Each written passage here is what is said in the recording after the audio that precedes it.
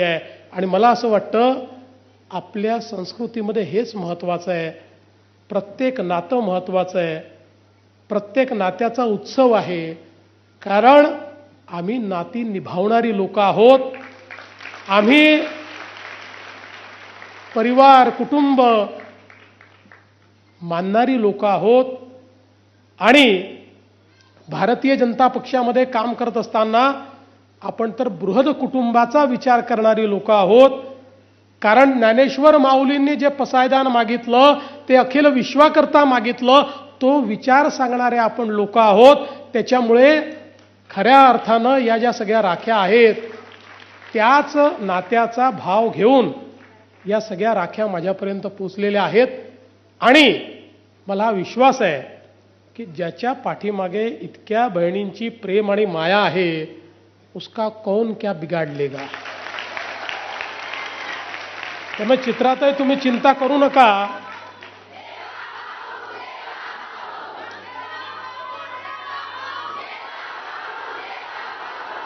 खूप लोकांनी खूप प्रयत्न करून बघितले, पण कुठल्याही शस्त्रापेक्षा आणि कुठल्याही अस्त्रापेक्षा प्रेमाचे आशीर्वाद हे अधिक ताकदवर असतात.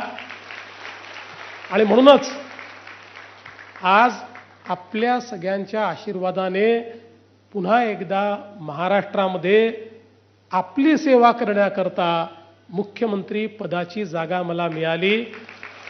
याचे शिल्पकार या आमच्या सगळ्या लाडक्या बहिणी आहेत. हे जर मी म्हटलं तर ते चुकीचं होणार नाही.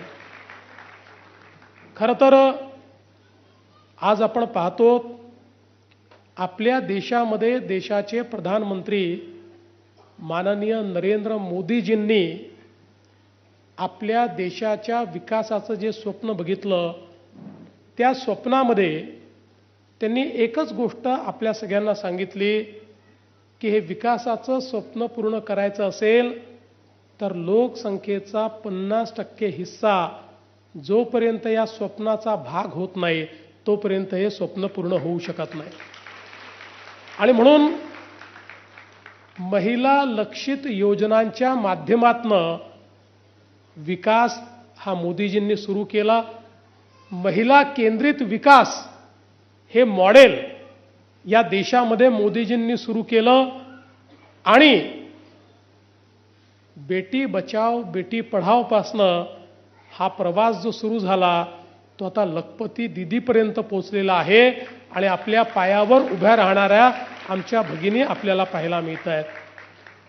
आपल्याला किती या ठिकाणी अभिमान वाटला ज्यावेळी ऑपरेशन सिंदूर सुरू असताना पाकिस्तानला आम्ही कशा प्रकारे धूळ चारतोय हे सांगणाऱ्या आमच्या 2 भगिनी या आर्म फोर्सेसच्या माध्यमातून टीव्हीवर यायच्या आणि ज्या प्रकारे आपल्या सैन्याचा पराक्रम आणि भारताची दैदिक